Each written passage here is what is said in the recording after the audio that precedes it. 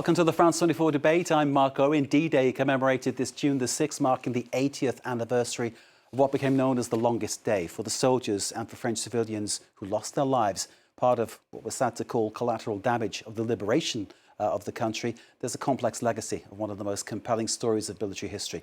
This debate will salute those who suffered, who made the ultimate sacrifice, who were tragic victims of decisions taken in times of war. We'll also examine why we are where we are right now in a world still gripped by conflict, some say, even on the brink of another world war. Our guests, and let me introduce them to you in no order of preference because they're all equal here in our studio. We have from Washington, D.C., Elizabeth Braw, Senior Fellow at the Atlantic Council, columnist with Foreign Policy and Political Europe, author of Goodbye Globalization, The Return of a Divided World. Elizabeth, thank you for joining us. Here in the studio is Yves Bertoncini, consultant in European Affairs, affiliate professor to the ESCP Business School. That's the École Supérieure de Commerce de Paris. Yes. I'm glad I got that right, sir. Great to have you here, Yves. Thank you very much indeed. Joining us by Skype from Kyiv, Ukraine, is Peter Zalmayev. Peter is director of the Eurasia Democracy Initiative. Peter, as always, pleasure to have you with us here on the France 24 debate. And last but not least is Jean-Paul Paloméros, who is a former NATO commander and former French Air Force Chief of Staff. Jean-Paul, thank you, sir, for joining us here on the France 24 debate. Now, before we let our panel loose to discuss the issues emerging from this D-Day commemoration, let's take a look at events so far. This report here at France 24 by Camille Knight. A new generation of leaders lines up on Omaha Beach to honour the soldiers of World War II and the fight for democracy. The international ceremony of the 80th D-Day anniversary kicked off on Thursday afternoon with a series of performances, readings and choreographed parachute jumps, a tribute to the last remaining veterans. The liberation, our liberation, was not a one-day affair. It took the slow reconquering of Europe through war. It took a long time and relentless sacrifice brought on by love for freedom. French President Emmanuel Macron was joined by 26 leaders or their representatives. Among those invited, US President Joe Biden, German Chancellor Olaf Scholz, the UK's Prince William, and Ukrainian President Volodymyr Zelensky in his usual wartime attire. Russia's war on Ukraine means Vladimir Putin was not invited to the ceremony, Macron's office insisting the sacrifice of the Soviet people would still be honoured. But Russia's ongoing invasion on European soil has cast a shadow over commemorations. The struggle between a dictatorship and freedom is unending. Here in Europe, we see one stark example. Ukraine has been invaded by a tyrant bent on domination. To surrender to bullies, to bow down to dictators, is simply unthinkable. Throughout the day, leaders have also been drawing parallels between Nazi Germany and the threats facing Western democracies today. And Biden pointed to the fact it may be the last ceremony with living veterans, which he said should inspire Americans to continue their fight against tyranny. It's a very sad fact that, as of course, the further we go away from June the 6th, 1944, the older people get, and the march of time means that people are leaving us as we go. So it could be the last major commemoration that features men who actually fought on those beaches. Let's get some thoughts from our panel. First off, on this idea of commemoration, before we move on to the broader geopolitical aspects of this. Elizabeth Braw in Washington, can I bring you in first? How important is it that D-Day is remembered? Oh, it's invaluable, because we should remember with every year that passes, more people who were part of that generation, whether as soldiers or civilians, they die, they are no longer there to remember it. And new people are born and grow up who have no recollection of it. So unless we commemorate it every year, it risks being forgotten, and it would be a tragedy. We have to remember the sacrifice that is required to keep the world free and safe from tyranny. And we are so incredibly lucky that we still have those few remaining soldiers among us. In just a few years' time, they will no longer be with us, and so this year is particularly important. I was lucky on covering D-Day last time round to speak to a veteran, and the story he told me was just, it was heart-wrenching, the things they went through and how scared they were coming up that beach, but also so brave as well, and their courage is something that should live eternally. Peter Zalmayev in Kyiv, can I bring you in for another take on this? Because here in Europe, Western Europe, there is obviously lots of talk about this, but I'm wondering from your perspective, and you've told me previously that you're from the east of Ukraine, growing up with perhaps, I'll say perhaps a Russian tradition. What is your perspective on D-Day? What's the perspective you grew up with?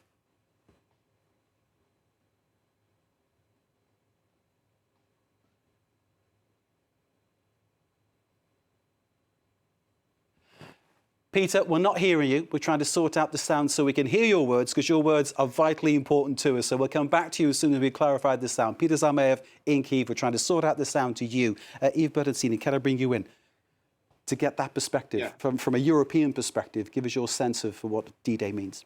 Well, first I must say that it was very moving. You know, it was, wasn't it? These veterans still alive, and then, well, being the living testimony of the sacrifice they have made to free Europe.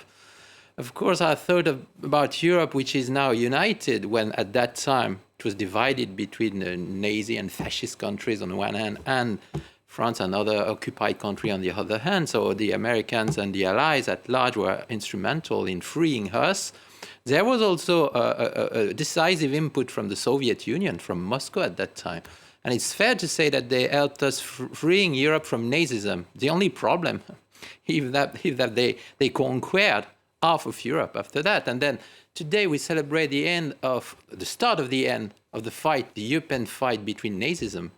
But unfortunately, there was another war after that, the Cold War, and it was another fight between communism. And that's why it echoes so much what happens Easter today, and in Kiev in particular, in Ukraine, because we see the resurgence of this will to conquest by Vladimir Putin, even if he tries to say that he's fighting against imaginary Nazis in Kiev. But that's why it echoes, and it's so moving, and on the other side, it's also enlightening to see, and only hearing, you know, what Mr. Macron said, and Joe Biden in particular, of course. We saw that they had that in mind too, not only commemorating, but rearming us, following the example of these veterans for the fight of today. Indeed. Let's bring in Jean-Paul Palmeros, the former NATO commander and former French Air Force Chief of Staff. Jean-Paul, I was thinking of you as the aircraft were going over Omaha Beach as President Macron was speaking. An amazing sight to see. Give us your sense of the importance of D-Day, sir. Well, D-Day, I was there 10 years ago for the 80th anniversary. It's really outstanding and so moving to be there and to shake the hands with those veterans who are disappearing progressively.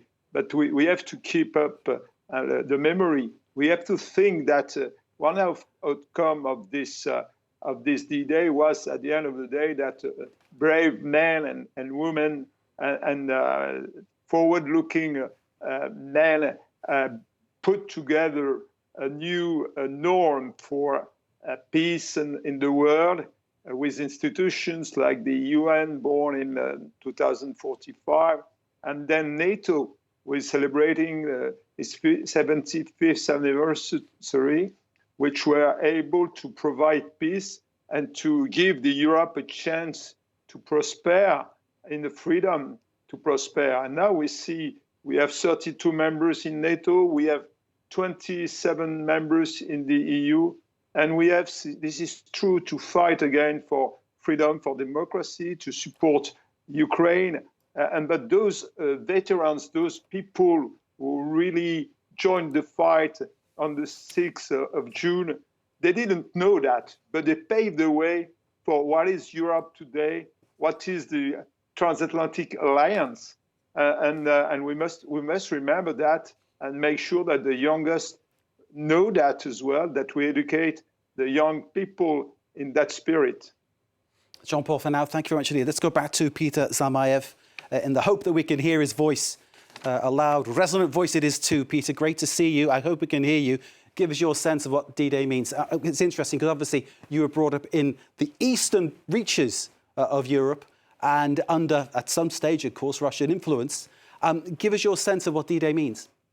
Well, obviously, the Soviet propaganda not only underplayed the Western alliance's contribution to the war, essentially relegating D-Day as an auxiliary of the, to the great victory, but it also, underplayed the Soviet Union's and Stalin's collusion with Hitler, because don't forget that in 1939, the Soviet Union was allies with the Nazi Germany. So in effect, they partitioned Poland and they started this war together.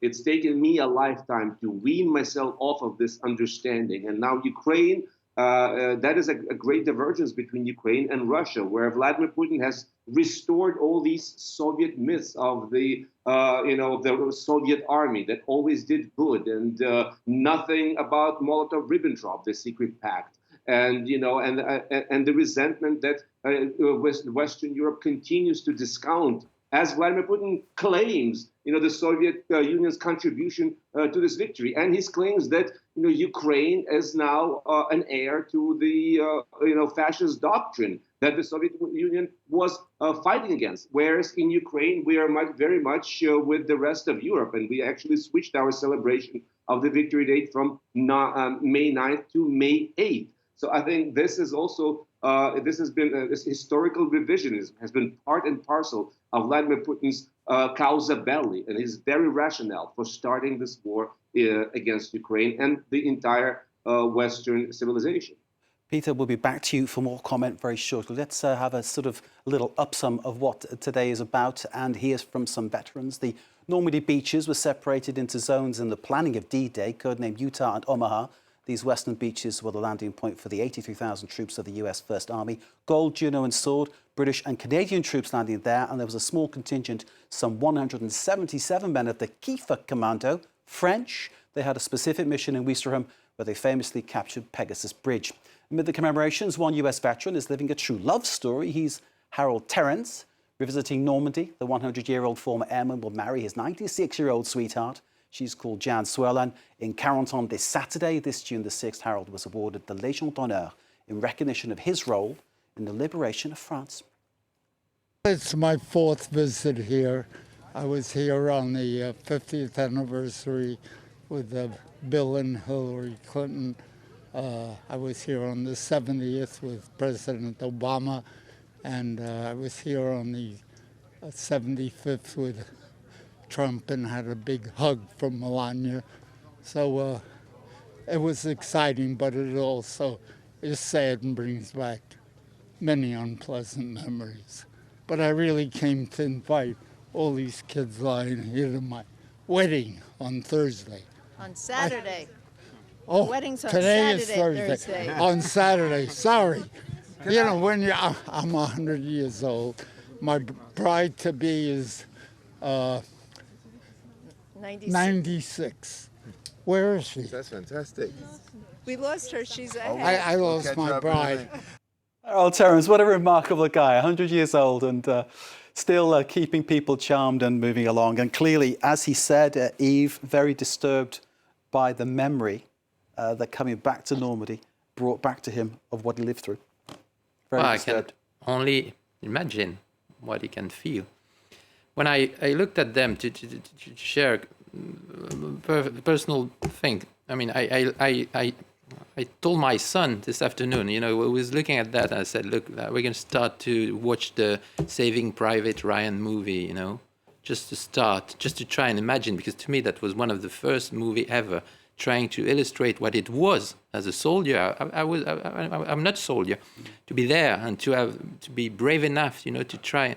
And my son was amazed, he's 17 years old, but he said, wow, I could not imagine what happened. And then we can only imagine. And some movies have shown us what it was. But I mean, these people, is getting married at his age, are the vivid proof of what it was to be fighting for life, fighting for democracy, fighting for values. And that's why we have to celebrate them. They are so old that in 10 years' time, of course, we won't have this opportunity any longer. That's also why it was so important today. not only for history, but also given the news. I mean, the situation of Europe and the world, and which is very perilous so far. Let's go back to Washington. Elizabeth Braw is there from the Atlantic Council, also from Foreign Policy and Political Europe. Elizabeth, the situation as we have it, with memory as it is, people, of course, are aware of what has gone on in the past. Is the danger as we go forward that people forget that? And the possibility of doing the things and repeating the mistakes of the past, it becomes all the more apparent. And as part of that, we're seeing a kind of fragmentation of former bonds and former friendships among countries.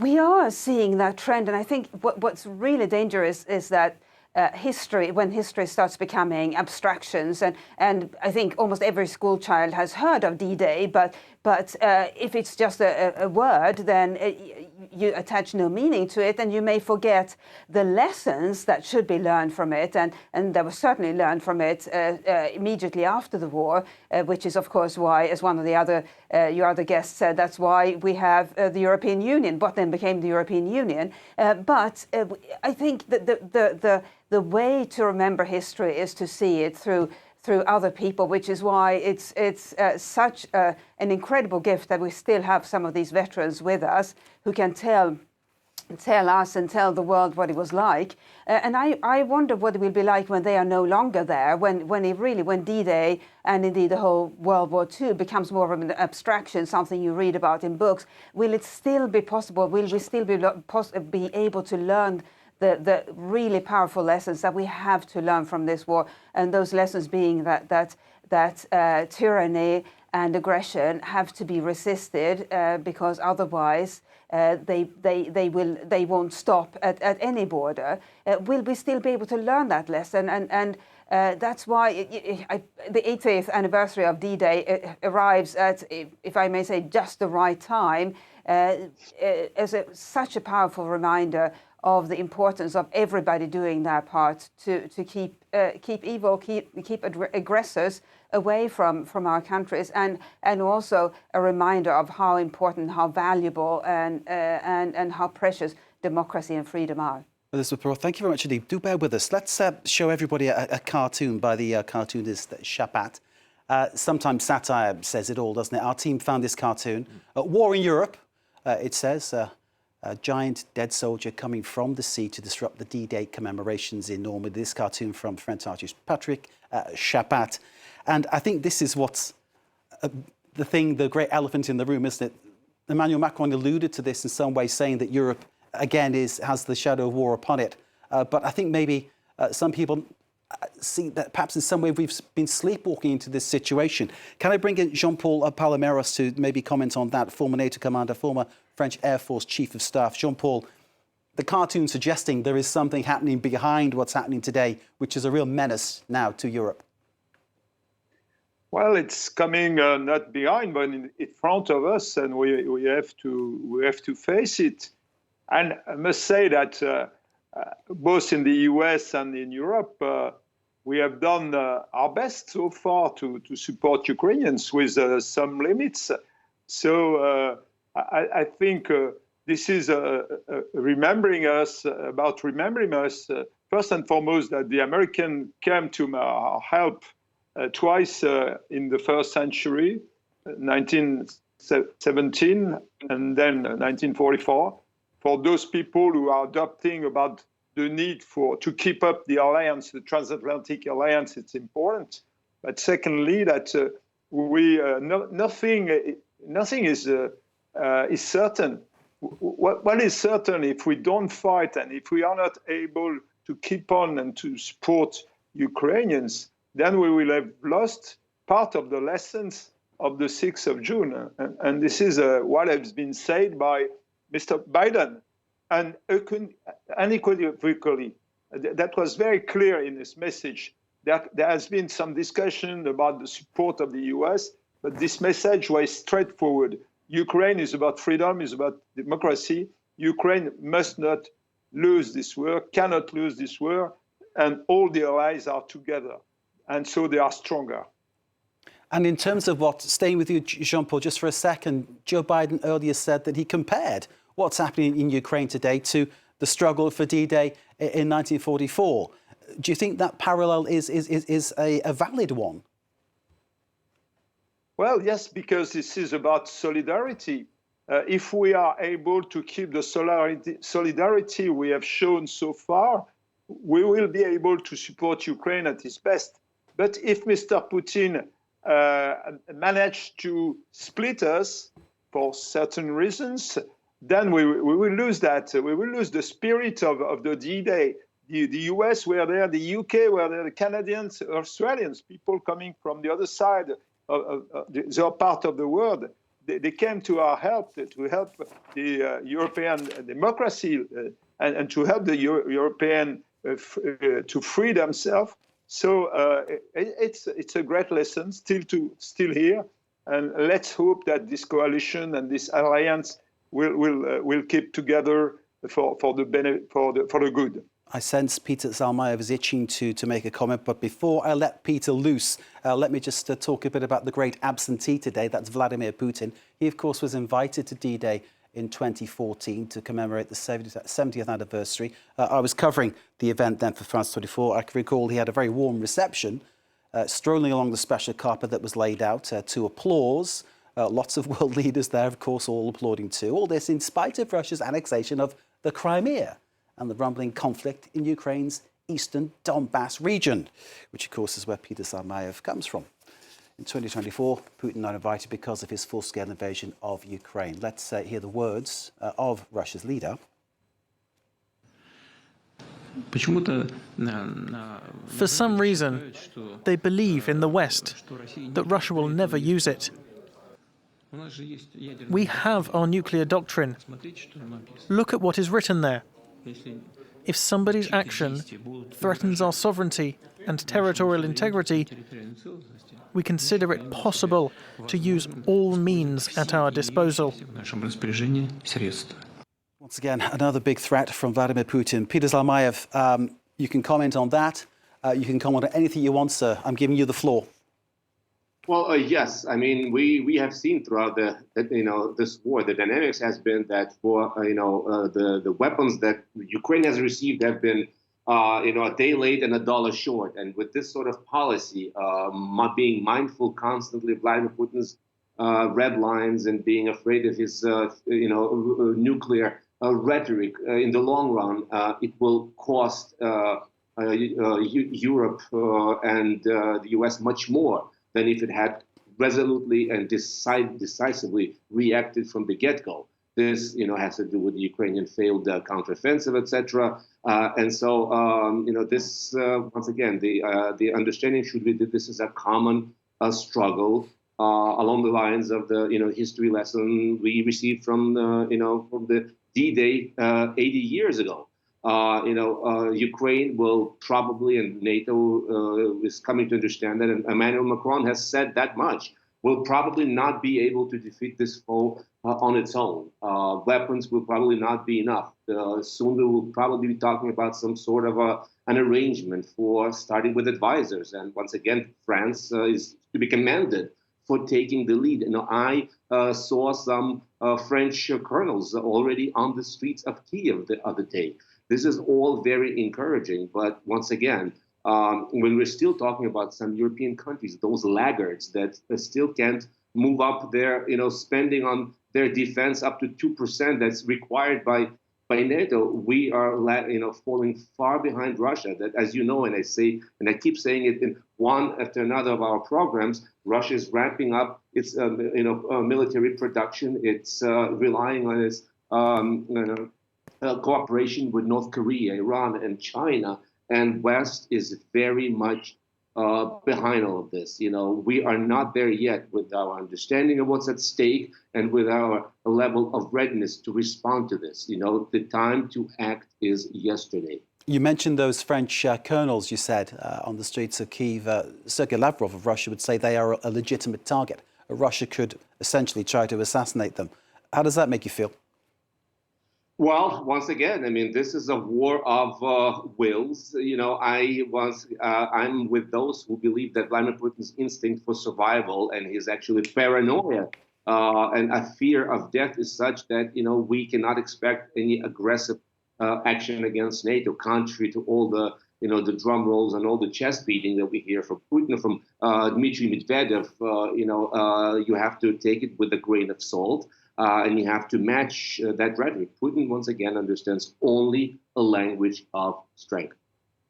Peter Zalmayev, bear with us, please. Thank you very much for that comment. Back to Elizabeth Brewer in Washington. Elizabeth, the situation, I think, clearly points out that things happened on D-Day and there was a great deal of cooperation that made it all happen, and ingenuity and, above all, immense courage. Maybe there's no lack of courage today, but certainly the understanding and the cooperation appears to have dissolved in many ways. And is this basically what we haven't learned and haven't taken forward from D-Day, this idea of being together as a unit? Well, we haven't had to do very much. We have had the incredible luxury in Western Europe of living in peace and prosperity for many decades now during the Cold War and especially since the end of the Cold War. And so the sort of well, first of all, coordination and cooperation, but also sacrifice that was required of previous generations hasn't been required of us. And I think it's increasingly obvious that a bit more of that is already being required of us now, and more may be required still. And how do we do that? And how do we get countries to do their part, and not just countries, but people within countries? And this is, I think, that the great dilemma of today. How can we convince people and nations that have had this incredible luxury of living in peace and prosperity and haven't had to worry about national security?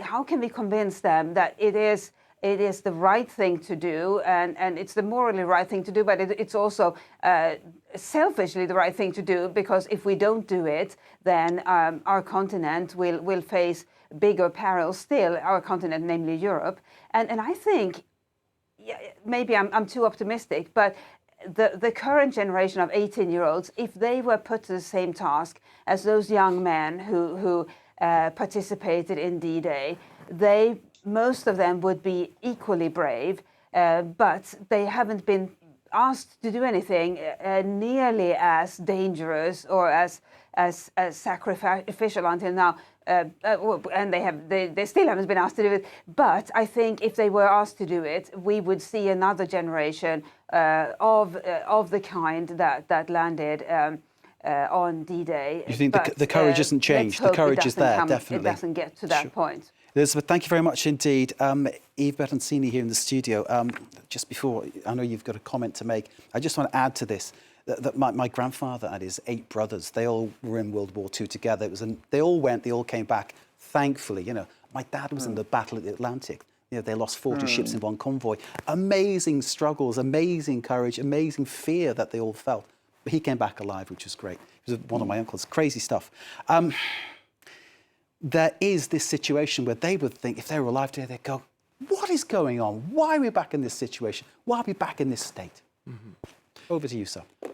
Yeah, the question raised for the Europeans, by the way, are starting to vote today. Indeed. Until Sunday, to define what will be Europe in the next 5 years. Should we die? Should we die again? Are we brave enough to fight for our interests, not only our values? Just like the ancients did, just like the veterans you've just mentioned, the members of a family. We were out of this. It was not the end of history, but Europe, by the way, and this is a success, was made to end war in our continent. And it worked for those who joined the European Union. It did not work in the Balkans. It did not work in Ukraine. And it's true that the Balkan countries and Ukraine, Moldova, Georgia are not with us yet. But at least it worked for us, so we were lucky indeed. But there were also politicians behind this, launching the European construction, coal and steel community. And by the way, it could have been, the next step could have been the European defense community. But it was rejected with the French parliament, and then NATO became even more instrumental at that time. And then we launched the European construction on economic fields, the single market and so on and so forth, the monetary union. Today, we are confronted, we are back not from the start, but I mean, we are confronted with the need to defend ourselves. And no doubt that the new program of the Commission, the new cycle, the new political cycle, first priority will be about security and defense. And then the Europeans, I feel, are aware that they must do much more to fight against the Russian invasion of Ukraine, against Russia, which is a threat, of course, for us, but there are also other threats, more hybrid threats. You have also Islamic terrorism, many threats around us. So security will come first on the agenda. But it's true to say that against this background, the transatlantic alliance remains key for us. And of course, we're going to do our part, but the Europeans are anxious when looking at what may happen next November in the US with a potential victory of Donald Trump. So this creates I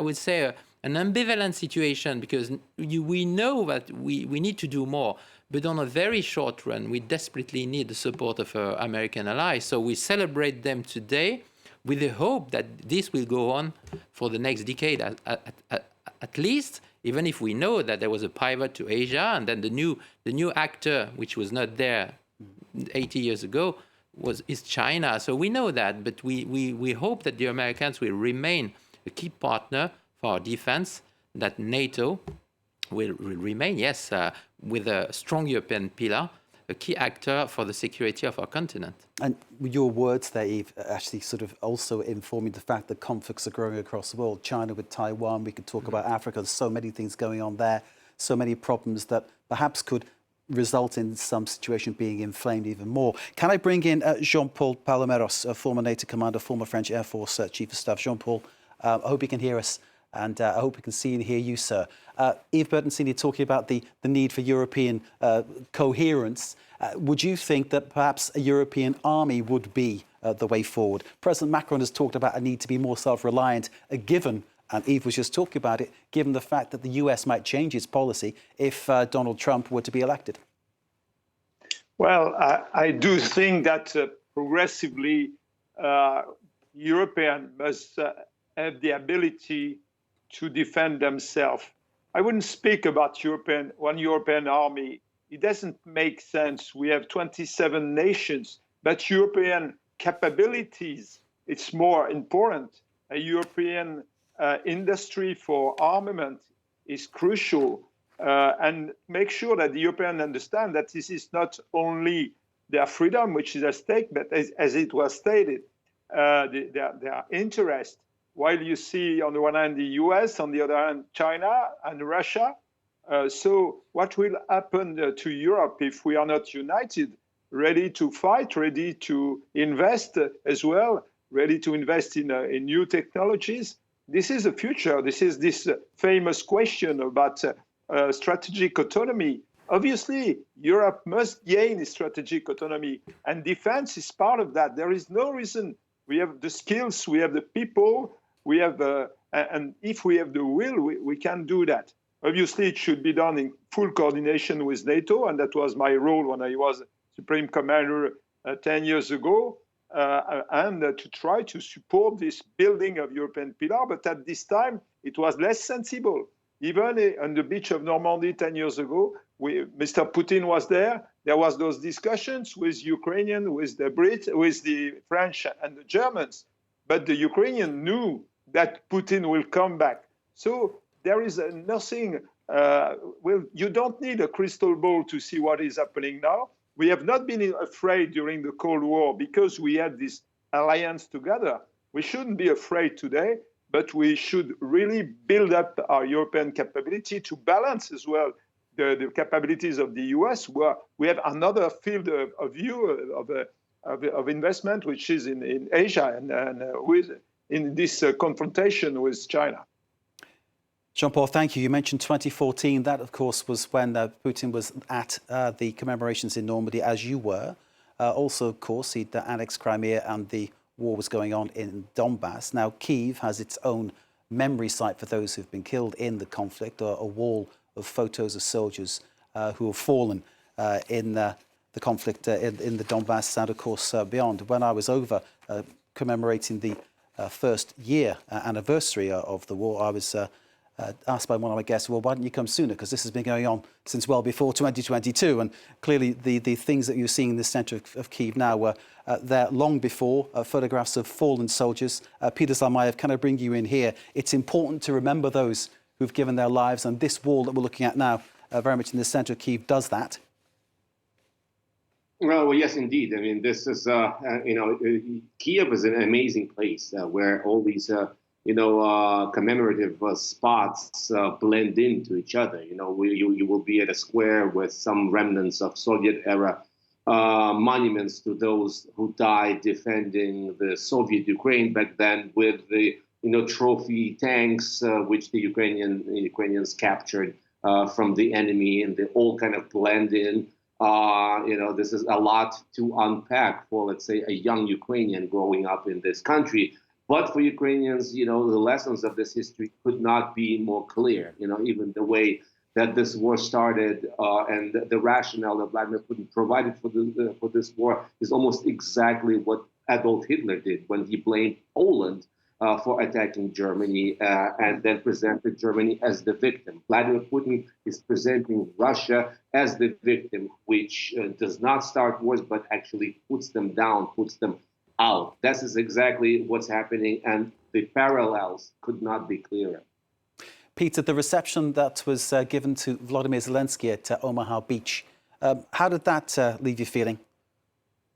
I mean, this is so symbolic on so many levels, and not least is that President Zelensky is ethnically Jewish, as you know. And once again, this brings to mind, the claims of the Russian propaganda that Ukraine is a successor Nazi state that has discriminated against, Russian speakers, etc. Complete nonsense, but that once again is very clearly shows the kind of out of this world outlandish propaganda that Russia, has been mired in under Vladimir Putin. Very, very dangerous, and also very, sobering to realize how many millions of Russians sincerely believe in this make-believe reality. Peter Zalmayev of the Eurasia Democracy Initiative. Thank you, sir. Please bear with us. Back to Elizabeth Broy in Washington. We're running out of time at this point, but we need to get another round of comments from all our guests because this is vitally important. Elizabeth, what is the take forward from here? Clearly, we've heard about the need to cooperate. We know about the divisions that can be sown by fake news, by the manipulation on the internet, those kind of things. What is the take forward, you think? You've studied, you've written a book about a divided world. How do we make it more united?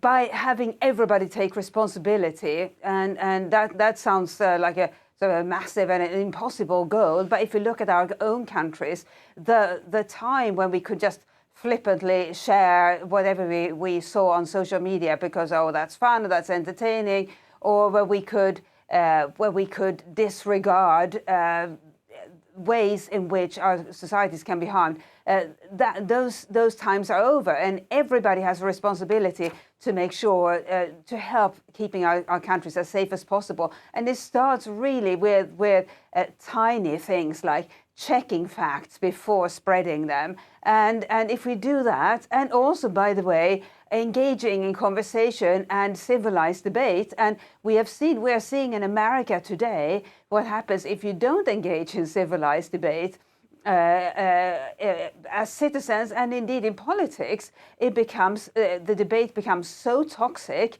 that in many ways the country risks becoming ungovernable, and then we do the work that our adversaries would otherwise need to do. We harm our countries ourselves. So let's not do that. Let's be as mindful as possible of the ways in which we can keep our society safe, even if it just is checking the information you see on social media before sharing it further, and having civilized debate with friends and colleagues, listening to their arguments. Because as we've all seen over the past few years, Russia and increasingly other countries are very good at exploiting our divisions. So let's not help them. And as you're talking to us, Elizabeth, I'm staying with you. We're seeing behind you an image of the White House. And if that next occupier of the White House is Donald Trump, the things that you're talking about, the fears that you've got may well be realised. They may well be realised, and what is so frightening, and what we as Europeans, I am a European myself, what we as Europeans should be concerned about is not just the risk of America becoming ungovernable, but of America abdicating responsibility for the sort of things that we take for granted that America should do, for example, playing the starring role within NATO, also taking on the biggest burden within NATO. And so when people say, well, Trump would struggle to take America out of NATO, yes, that would be very difficult, but he can slash America's involvement with NATO if he wins again. He can slash the US Navy's constabulary functions all over the world. The global maritime order depends on the US Navy essentially acting as a sort of a de facto global policeman. And that matters because without the global maritime order functioning, we won't have our modern economies. That's how interlinked they are. And so there are lots of things Trump can do simply because he doesn't care about other countries apparently, and that's I think where it becomes very real, the sort of threats, the sort of risks our societies face, not just from adversaries but from within as well. Elizabeth Braw, the Atlantic Council, thank you very much indeed. Eve Burton Senior, I think this will be the final comment. My producer will tell me if we've got more time, but I don't think we do. But over to you, sir. Give us your sense of what this D-Day means and where we are now. Well, it means that, well, sometimes in life you need to fight for your interests, for your life, for your values, and it was clear at that time. I think, unfortunately, we are back to a situation, including in Ukraine. The front is there in Ukraine, that there is a need to fight. People are dying there, so the future veterans are there. I think for the Europeans, it's I wouldn't say wake-up call, but it's now an obligation to get more equipped. I mean, to take our destiny into our own hands, as Merkel had said when meeting Trump, in partnership with our American allies. And I would say, for a positive note, that we'll see the result of the elections next Sunday. Elizabeth is right to underline that it's now we have propaganda in a digital age, so it's even more challenging. But after all, we should see that mainstream parties could remain dominant in the European Parliament, just like they are in the European Council. They will be in the European Commission. So this paves the way to have maybe a stronger Europe, more united Europe for the next 5 years at least. And it will be very welcome and very helpful given the challenging world we're entering in. Eve Burton Senior, thank you very much indeed. Thanks to Elizabeth Braw, thanks to Peter Zalmayev, and thank you to Jean-Paul Palomeros for taking part in this debate. And thanks to you all, wherever you are, for watching. Do stay with us. More to come here on France 24.